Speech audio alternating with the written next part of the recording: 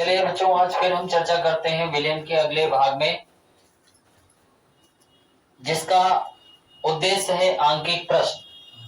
ठीक है, हम लोग पहले विज्ञान में जो शाखा चल रही थी रसायन विज्ञान कक्षा 12 का पहला पाठ विलयन में हम लोगों ने सारी चीजें पहले से पढ़ रखी है।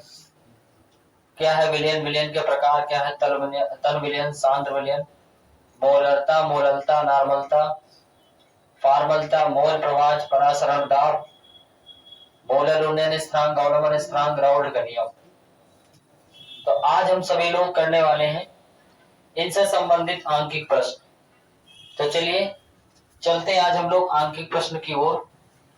तो पहले हम देख लेते हैं मोलरता का जो सूत्र है, विलय के मोलों की संख्या बटे आयतन लीटर में, या इसको हम तोड़ सकते हैं भार बटे अणुभार, क्योंकि मोलों की संख्या को लिखते हैं भार बटे अणुभार, और आयतन किसमें हो गया, ml में इंटू 1000। इसी तरह मोलरता हो गया भार बटे अणुभार इंटू विलायक का भार ग्राम में ऊपर गुणे 1000, और नॉर्मलता हो गया भार बटे तुल्यांकी भार आयतन ml में इंटू 1000। चलिए चलते हैं, पहला क्वेश्चन लेते हैं। 15 ग्राम पोटेशियम क्लोराइड को 15 ग्राम पोटेशियम क्लोराइड को 1 लीटर जल में घोला गया।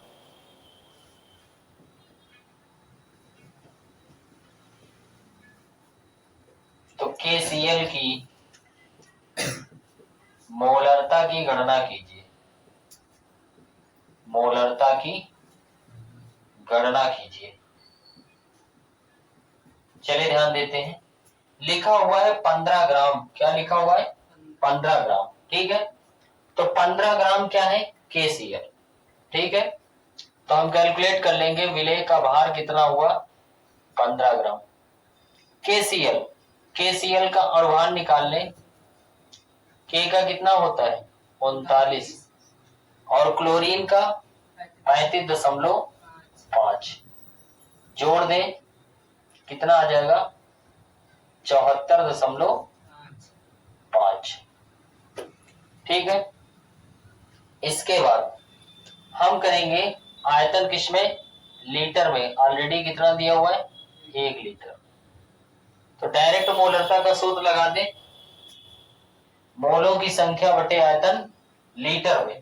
ध्यान से समझो, मोलरता बराबर भार बटे अणुभार आयतन किसमें, लीटर में। अगर यहाँ ml में होगा तो ऊपर 1000 से गुणा हो जाएगा।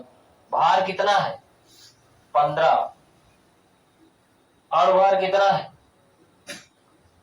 74.5, आयतन 1।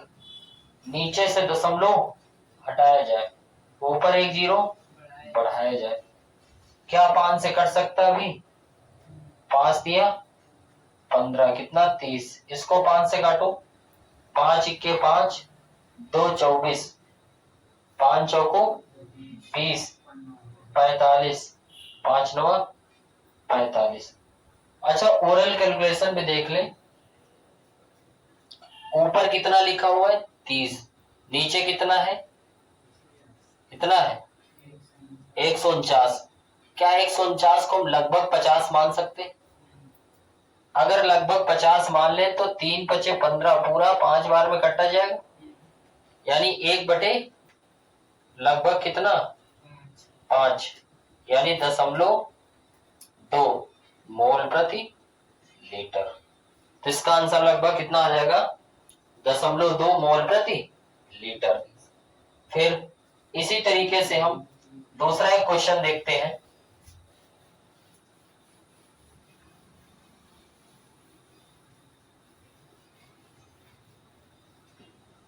चलो, दूसरा क्वेश्चन है, 20% भार अनुसार 20% भारानुसार K2CO3 विलयन की K2CO3 विलयन की मोललता की गणना कीजिए। मोललता की गणना कीजिए। सारे क्वेश्चन बोर्ड एग्जाम में आए हुए क्वेश्चन है, ठीक है। चलिए देखते हैं। यहां से निकालना 20%। 20% का मतलब क्या होता है? 20/100, ठीक। भारानुसार का मतलब है ऊपर भी भार और नीचे भी भार होगा, अर्थात ये हो गया विलेय का भार कितना, 20 ग्राम, और ये हो गया पूरे विलयन का भार यानी कितना, 100 ग्राम। हमें निकालना है मोललता। क्या निकालनी है? मोललता। और मोललता में किसकी जरूरत पड़ती है? सीधा विलायक के भार की। किसकी? तो विलायक का भार जो होगा वो क्या होगा, विलयन में से क्या घटा दे, विलेय। विलयन में से विलेय हट जाएगा तो क्या बचेगा, विलायक, यानी कितना, 80। अब डायरेक्ट फार्मूले में रख दिया जाए। बताओ मोलरता का सूत्र क्या है? मोलरता का भार बटे अणुभार। विलायक का भार किसमें, ग्राम में कितना। चलो पहले रख लेते हैं सूत्र, ऊपर गुणे 1000। भार कितना दिया हुआ है, 20। अणुभार K2CO3 पोटेशियम का 39 होता है और 2 से गुणा है। कार्बन का 12, ऑक्सीजन 16 गुणे 3, तो 16 तिया 48। 48 प्लस 12 प्लस 39 दूना 78। 48 12 60, ठीक। और 60 मतलब 7 6 13 138। कितना आ गया अणुभार, 138। विलायक का भार कितना, 80 गुणे 1000। 20 चौक 80, सीधा कट गया। 4 से काट दे 1000, 250, ठीक। कितना मिल गया, 250/138, ठीक है। अब यहां से अगर हम ध्यान देंगे 2 से भी और कट सकता है। 125 यहाँ कितना, 2 6 12, 2 नहीं 18। नीचे अगर हम लगभग 70 मान ले, कितना मान ले, थोड़ी देर के लिए अगर लगभग 70 मान लिया जाए तो नीचे 70 ऊपर 125, ठीक है।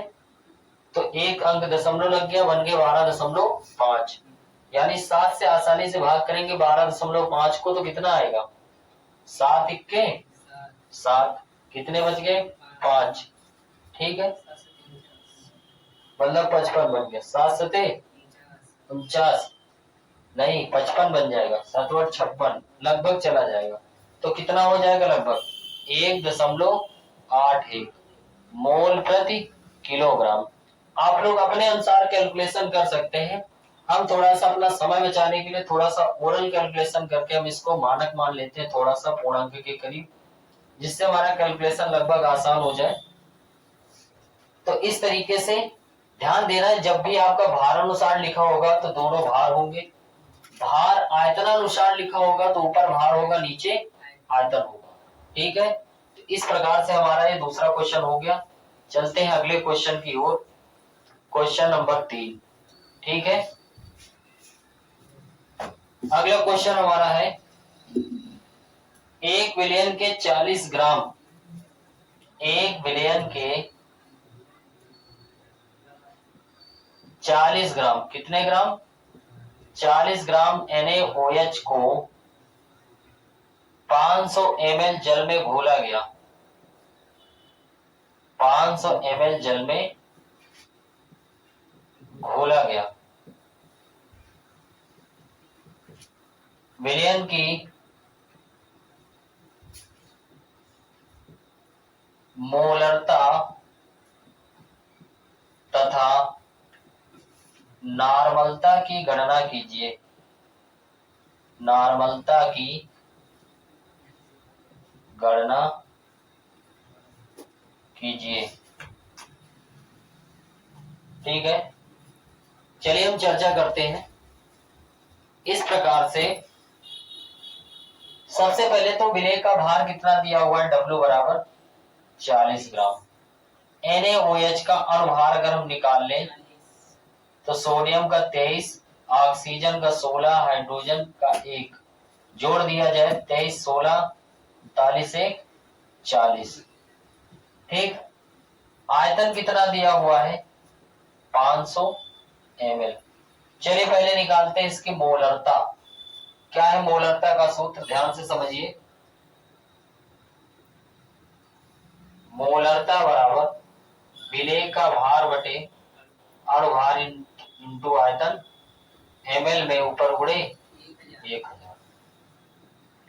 भार कितना दिया हुआ है 40, संयोग से अणुभार भी कितना है 40, आयतन कितना है 500, ऊपर गुणे 1000।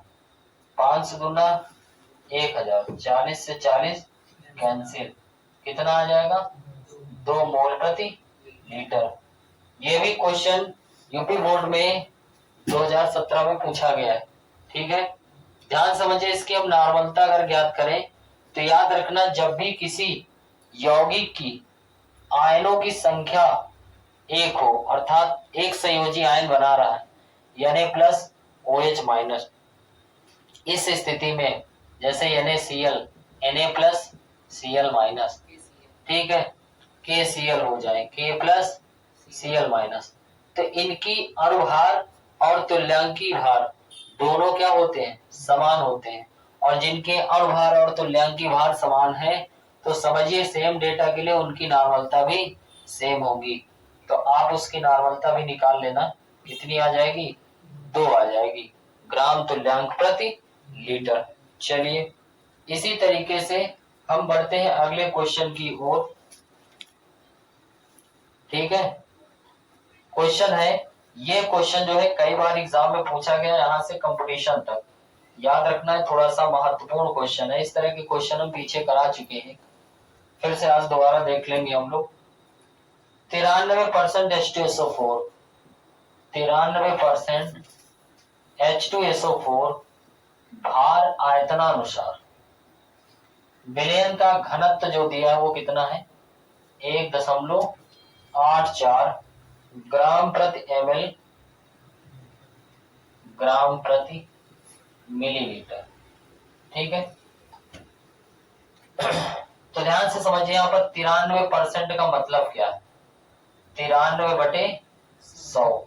ऊपर क्या है भार, नीचे क्या है आयतन। निकालना क्या है विलयन की मोललता की गणना कीजिए। क्या निकालना है मोललता।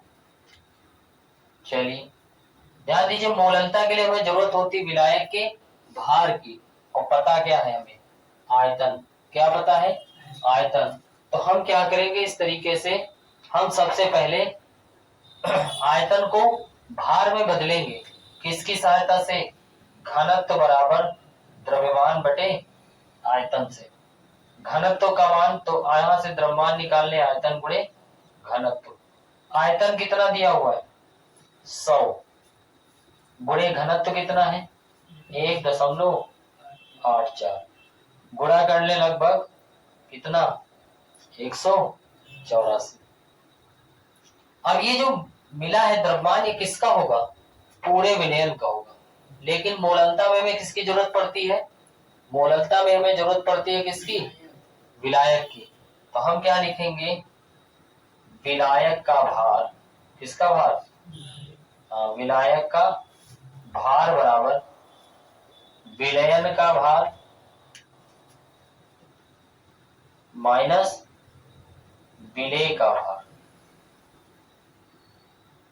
विलयन का भार टोटल कितना है 184, विलेय का भार कितना है 93, घटा दिया जाए कितना आ जाएगा 91, कितना आ जाएगा 91। ठीक, अब आसानी से मोललता का सूत्र निकाला जाए, भार बटे भार, आयतन ml में, ऊपर गुणे 1000। चलिए समझिए भार कितना है 93, और भार कितना है H2SO4 का आता है 98, हाइड्रोजन 1 गुणे 2, सल्फर का 32, ऑक्सीजन 16 चौको 64, सब जोड़ लिया जाए कितना आ जाएगा 98। जिसका अनुभार आ गया 98 इंटू आयतन ml में, तो आयतन कितना दिया हुआ है, सॉरी हमें क्या निकालना है, मोललता। तो मोललता में क्या होगा, यहाँ विलायक का भार होगा, ठीक है। और विलायक का भार हम निकाल चुके हैं कितना, 91, ऊपर गुणे 1000, ठीक है। आइए हम ओरल कैलकुलेशन की ओर चलते हैं, ध्यान से समझिए। इस 98 को अगर हम थोड़ी देर के लिए कितना मान लें, 100, तो क्या 2 जीरो से 2 जीरो कैंसिल हो जाएंगे, ठीक है। नीचे 91 ऊपर 93, क्या भाग एक बार चला जाएगा, बगल में एक जीरो बना है, यानी 10 बार तो भाग ऐसे ही जा रहा। तो क्या हमारा आंसर क्या लगभग 10 दशमलव के आसपास नहीं आना चाहिए, आना चाहिए। तो इसका आप रियल कैलकुलेशन करेंगे तो लगभग 10.42 मोल प्रति लीटर। समझ में आई बात। तो इस तरीके से हम लगभग ओरल कैलकुलेशन कर लेंगे। आप इसको एग्जैक्ट गुणा भाग करके करेंगे तो टाइम लगेगा, आप आसानी से कर सकते हैं। केमिस्ट्री यहीं से समाप्त हो जाती है, आगे तो हम गणित है आसानी से कैलकुलेशन कर लेंगे, जिससे कम समय में हम ज्यादा से ज्यादा न्यूमेरिकल को टच कर पाए, ठीक है। चलिए अगला क्वेश्चन है, इसी से संबंधित है, देख लेते हैं मोल प्रभाज का। किसका सवाल है, मोल प्रभाज का।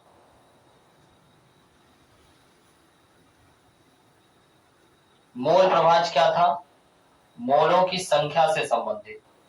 अगर हमें विलेय और विलायक दोनों के मोलों की संख्या पता चल जाए तो हम आसानी से क्या निकाल सकते हैं, मोल प्रभाज। चलिए समझते हैं। क्वेश्चन लिखा है 36 ग्राम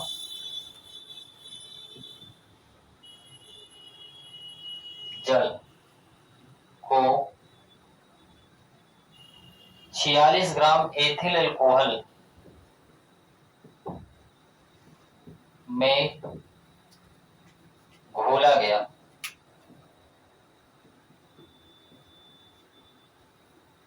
दोनों के मोल प्रभाज की गणना कीजिए। दोनों के मोल प्रभाज की गणना कीजिए।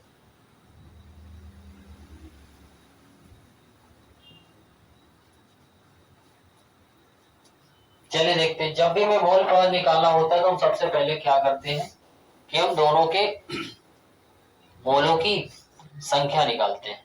चलिए समझते हैं। तो 36 ग्राम जल है, तो अर्थात जल के मोलों की संख्या, जल के मोलों की संख्या बराबर कैसे निकालते हैं, भार बटे अणुभार।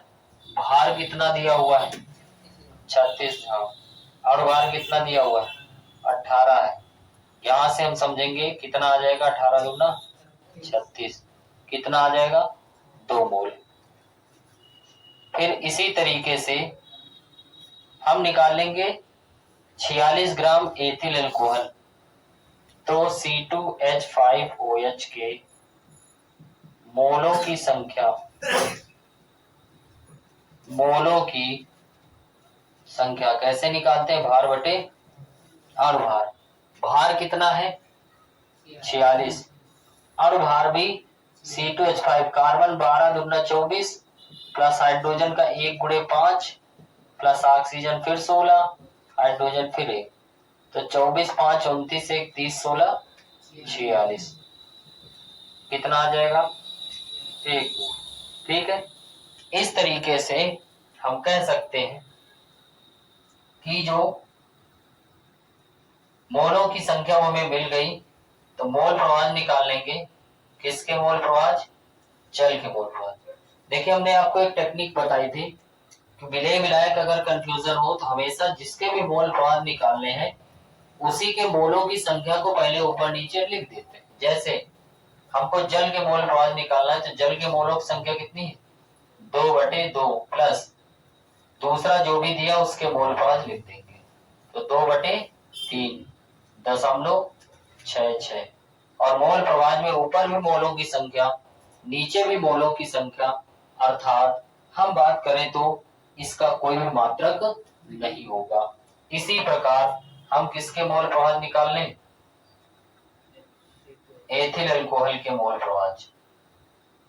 तो एथिल अल्कोहल के मोल प्रभाज क्या होंगे, जिसके भी मोल प्रभाज निकालना उसके मोलों की संख्या ऊपर नीचे लिख के दूसरे को जोड़ दिया जाए।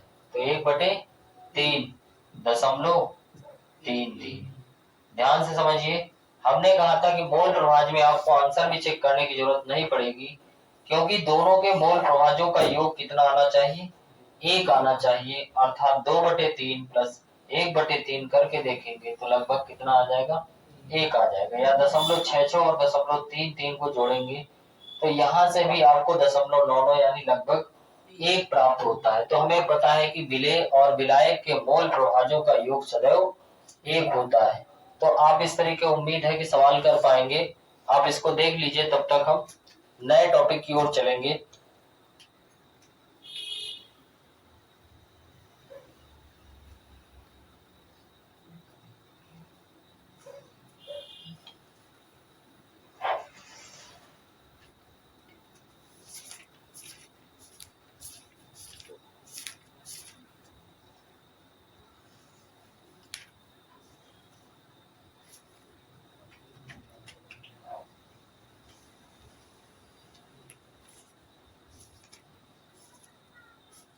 चलिए अगला देखते हैं हम लोग।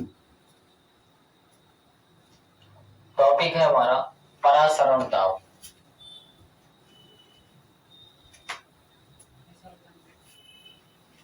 परासरण दाब, ठीक है। चलिए देखते हैं क्या है परासरण दाब।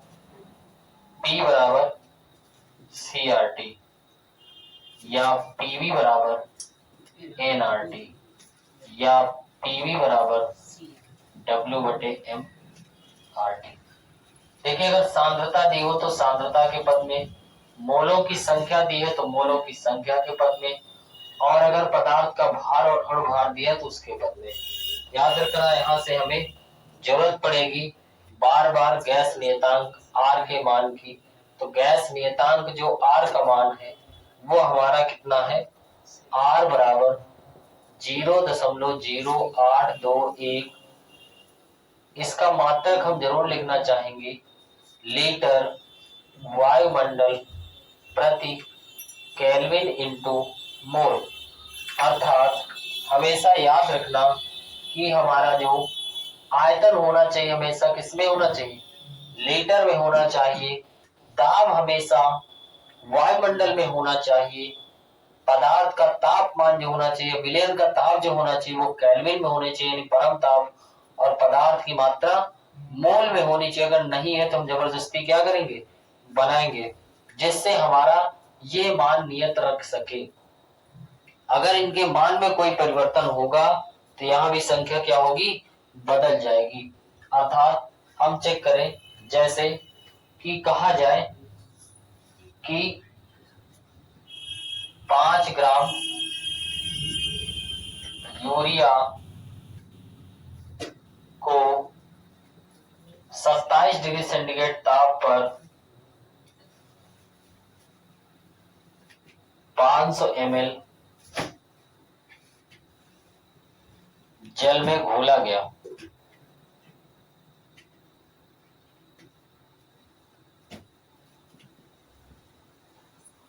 तो विलयन के परासरण दाब की गणना कीजिए। विलयन के परासरण दाब की गणना कीजिए। चलिए देखते हैं कि अगर परासरण दाब की गणना करना है तो कैसे करेंगे। देखिए, मात्रा भी दी है, यौगिक से अणुभार भी जान लेंगे, ताप भी दिया है, आयतन भी दिया है। अर्थात हम सीधा बात करेंगे PV बराबर W/M/RT। तो PV बराबर W/M/RT। हम चाहेंगे कि आप 2 कैलकुलेशन रट लें जो बहुत ज्यादा सबसे ज्यादा यूज किए जाते हैं। एक 0.0821, इसको अगर हम 273 से गुणा करें, कितने से, 273, तो ये आता है कितना, 22.4। इसी तरीके से अगर हम 0.0821 को 300 से गुणा कर ले तो आता है 24.6। ठीक है, इन कैलकुलेशनों को हमें याद करने से थोड़ा सा आपको हेल्प मिलेगी, जिससे आपको रटना नहीं पड़ेगा। ठीक है, हम आसानी से इनको कर सकते हैं। आप तब तक इस पे सारे मान रखकर कैलकुलेट करें। देखिए P का मान आपको निकालना ही है, और जो आपका R का मान है वो कांस्टेंट है। यहां से अगर हम बात करें तो W का मान आपको दिया हुआ है, M और बाहर निकाल लेंगे। यूरिया का सूत्र क्या होता है? NH2CO NH2। N का 14 प्लस 2 प्लस फिर 12 फिर ऑक्सीजन 16 फिर नाइट्रोजन 14 फिर हाइड्रोजन 2, जोड़ लेंगे कितना आएगा? 60। दाब हमें निकालना है, आयतन कितना है? 500। ध्यान से समझिए, यहाँ ml में हमने कहा था कि R का अगर ये मान आपको रखना है तो आयतन किसमें होना चाहिए? लीटर में, लेकिन लीटर में नहीं है। लीटर में बदलने के लिए हम क्या करेंगे? 1000 से भाग कर देंगे। पदार्थ की मात्रा कितनी है? 5 ग्राम। और भार कितना आएगा? 60। R का मान कितना है? 0.0821। अब देखिए टेम्परेचर कितना दिया हुआ? T 27 डिग्री सेल्सियस, लेकिन हमें किस में चाहिए? केल्विन में। और डिग्री को केल्विन में बदलने के लिए क्या करते हैं? 273 जोड़ देंगे तो कितना आ जाएगा? 300। तो यहाँ T का मान कितना रखेंगे? 300। याद करिए, अभी हमने आपको बताया इनका और इनका गुणा लगभग कितना आता है? 24.6। ये कट गया कितने बार? 2 बार। यहां से कट जाएगा कितनी बार? 12 पंचे 60। तो इसको हम लिख सकते हैं, इन दोनों का गुणा 24.6 बटे 12। इधर कितना बचा? 1/2। इधर P 2 से 12 कट गया, 2 छा 12। इधर कितना हो जाएगा? 6 चौ 24। ठीक है, फिर इसके बाद कितना आ जाएगा? 6 के 6। कोई दिक्कत? तो यहां से कितना आ गया? 4.1 वायुमंडल। तो इसका परासम दाब कितना आ गया? 4.1 वायुमंडल। क्लियर हुआ सबका? चलो कोई बात नहीं, फिर आगे हम देखेंगे इसी तरीके से जो मिलते जुलते क्वेश्चंस होंगे हम करेंगे। नोट कर लिया? चलिए आगे हम देखेंगे इसी तरीके का एक सेम क्वेश्चन है।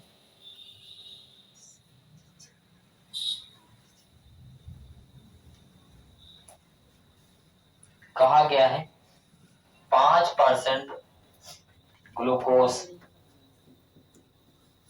5% ग्लूकोज का 0 डिग्री सेंटीग्रेड ताप पर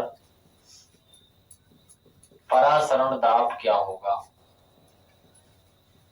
परासरण दाब क्या होगा? चलिए देखते हैं। 5% क्या कहा गया? 5%। क्या है 5%? समझना, 5% का मतलब है 5/100। तो ऊपर हो गया विलेय का भार, नीचे हो गया आयतन। तो W कितना पता चल गया? 5 ग्राम। आयतन कितना हो गया? 100 ml। ठीक है, ताप कितना है? 0 डिग्री सेंटीग्रेड। 273 जोड़ देंगे कितना आ जाएगा? 273 केल्विन। ठीक है, फिर इस प्रकार हम आगे बात करें तो हमारा सूत्र क्या बनेगा? PV बराबर W/M RT। मान रख दे, P का मान निकालना। आयतन कितना होगा? 100 ml है, लेकिन हमें किस में बदलना? लीटर में, इसलिए 1000 से भाग। पदार्थ की मात्रा कितनी? 5। अणुभार ग्लूकोज, ग्लूकोज का सूत्र होता है C6 H12O6।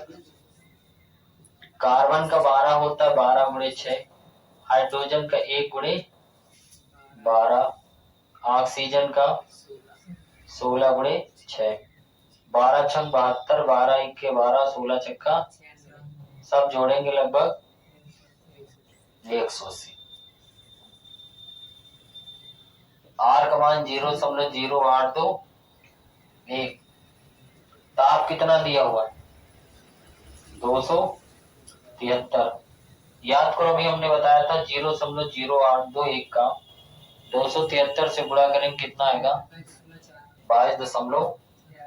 20 कैंसिल आउट, 1 0 से 1 0 कैंसिल आउट, तो P बराबर 5/18 गुणे इन दोनों का गुणा कितना? 22.4। ठीक है, चलो क्या कुछ कट सकता है देखेंगे। 2 से 2 नहीं 18, 2 इक्के 2, 2 इक्के 2, 2 दूनी 4। ठीक है, इनका गुणा कर लेते हैं। 5 दूनी 10, 5 इक्के 5 1 6 और 5 इक्के 5। एक अंक के बाद 56 बिल्कुल आ गया। और बटे में कितना बचा? 9। भाग कर ले, कितने भाग जाएगा? 9×54। कितना बचा? 2 20। 9 दूनी 18, फिर 2 20, फिर 9 दूनी 18।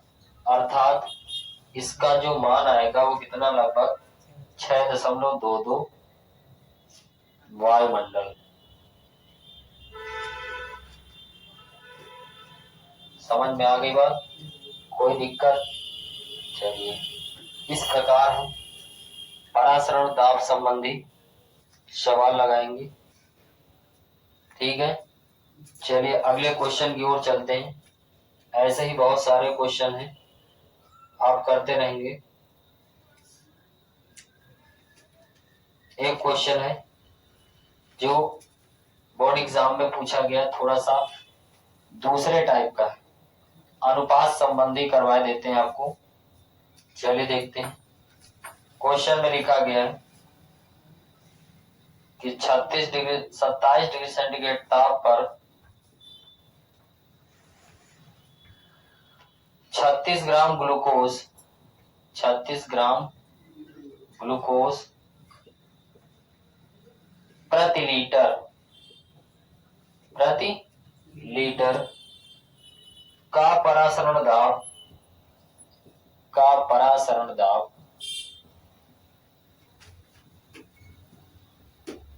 4.92 वायुमंडल। यदि इसी ताप पर एक विलयन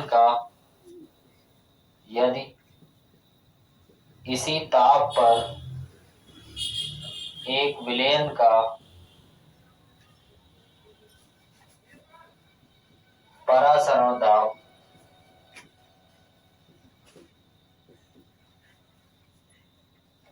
1.5 वायुमंडल है, तो विलयन की सांद्रता ज्ञात कीजिए। विलयन की सांद्रता ज्ञात कीजिए। चलिए देखते हैं। तो क्वेश्चन हमने नोट कर लिया है।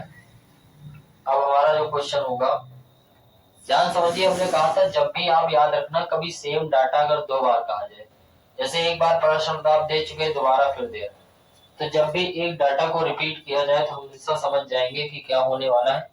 अनुपात होने वाला है। क्या होने वाला है? अनुपात। तो कहीं ना कहीं अनुपात होगा। हम लिख सकते हैं सांद्रता के पद में है तो P बराबर CRT। P बराबर CRT, फिर से P बराबर CRT। पहले के लिए सारी चीजें 1, दूसरे के लिए सारी चीजें 2। क्या कर दे? अनुपात। देखिए कह रहे हैं इसी ताप पर, इसलिए हमने दोनों के ताप को क्या रखा? सेम। और ये R तो ऑलरेडी नियतांक है तो उसको बदल नहीं सकते, तो यहाँ RT से RT कैंसिल आउट। तो क्या बना? P1/2 P2 बराबर C1/C2। पहले का परासरण दाब कितना था? 4.92। दूसरे का कितना है? 1.5। पहले की सांद्रता कितनी? 36 ग्राम प्रति लीटर। तो दूसरे की निकालना है। चलिए, तो C2 बराबर क्या आ जाएगा? ये इधर आएगा, इधर मल्टीप्लाई हो जाएगा। 36 गुणे 1.5 और बटे 4.92। एक अंक दशमलव इधर हटाया जाए, एक अंक दशमलव इधर किया जाए। ठीक है, क्या ये कुछ कर सकते हैं? चलिए देखा जाए 2 से। पहले तो एक अंक दशमलव हटा ले, 0 बढ़ा ले, तो कुल कितना बना? 36 गुणे 150 बटे 492। ठीक है, इसको हम 2 से काटते हैं। यहाँ 18, यहाँ 2 से काटे, 2 दूनी 4, 2 चौको 8, 2 छाक 12। फिर 6 से काट ले, 36, 18, 6 चौक 24, 6 के 6। अब नीचे आ गया 41, शायद किसी फैक्टर में नहीं, तो 15 तिया 45, अर्थात 450 बटे 41। ध्यान से देखो, क्या ये 10 बार आसानी से कट रहा है? ठीक है, तो इसका लगभग कितना आंसर आने वाला है? लगभग कितना? 10.98। ठीक है, आप इसको आगे कर लेंगे क्योंकि आगे टाइम पास होगा। 10.98 ग्राम प्रति लीटर। ठीक है, तो इस तरीके से हम ये क्वेश्चन आसानी से कर सकते हैं। एक क्वेश्चन और लेते हैं हम लोग, इसी तरीके से देखते हैं।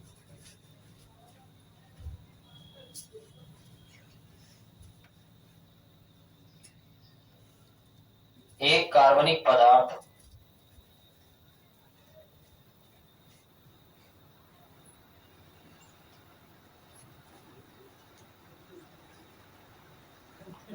चलिए क्वेश्चन एक और लेते हैं। एक कार्बनिक पदार्थ, एक कार्बनिक पदार्थ ब्रैकेट में अणुभार दिया है 342। ठीक है, के 1% जलीय विलयन, के 1% जलीय विलयन 1% जलीय विलयन का 27 डिग्री सेंटीग्रेड ताप पर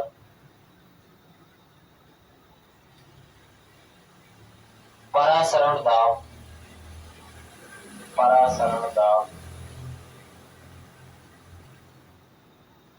546.7 mm पाया गया।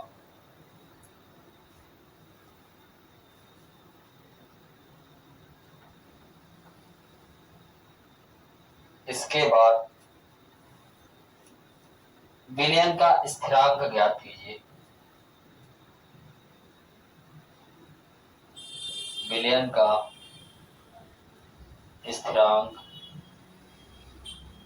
ज्ञात कीजिए। देखिए, स्थिरांक का मतलब है हम आर का मान निकालेंगे। हमको आर पहले से पता है 0.0821 होता है, लेकिन हम फिर भी कैलकुलेट करेंगे और देखेंगे लगभग इसी के पास आना चाहिए।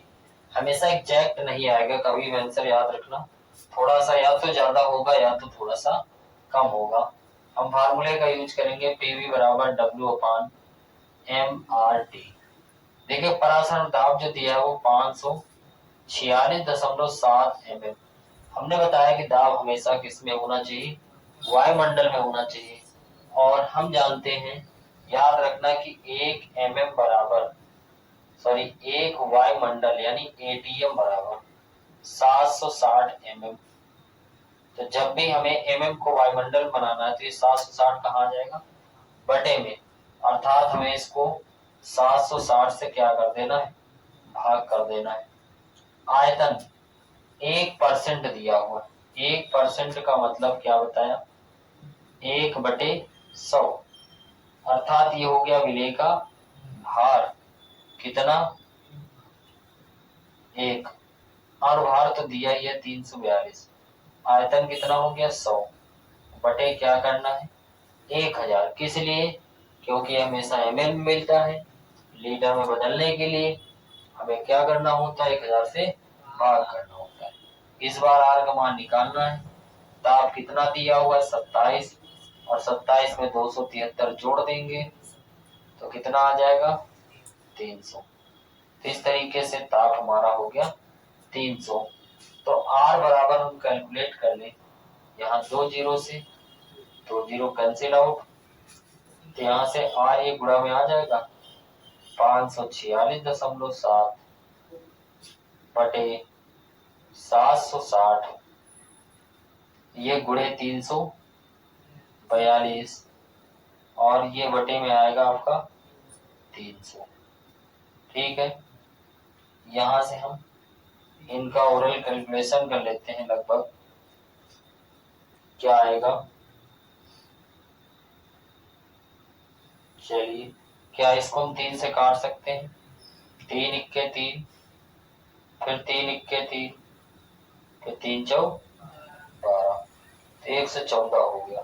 ठीक है, चलो अब आगे देखते हैं, क्या और 2 से काटा जा सकता है इसको, 2 तिया 6, 2 अट्ठे 16, 2 से इसको काट लें, 2 पंचे 10, 2 सते 14। ठीक है, तो आ गया कितना 57 गुणे 546.7 बटे 380 गुणे 100 और बचा, क्योंकि 3 से हमने भाग किया था, बाकी बचा। ठीक है, इन सब का आप ओरल कैलकुलेशन कर लेंगे तो आप गुणा भाग आसानी से कर लेंगे, तो 0.083 के आसपास इसका मान आएगा।